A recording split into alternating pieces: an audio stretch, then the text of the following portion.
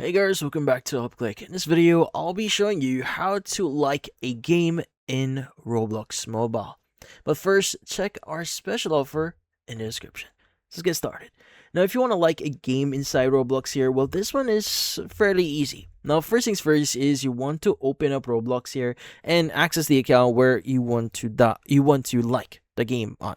So in this case, what you need to do is you want to go and look for the game that you want to like. So if you don't see the game in here immediately, you could go and click on search at the very top in here and just basically type in the name of the game. So you should be able to see different games in here. You could go and just click on one of them.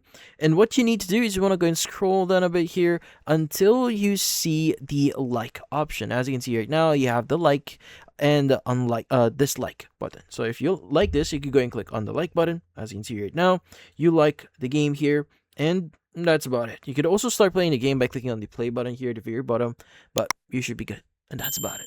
So if you found this video, hit the like and subscribe button and watch our next video.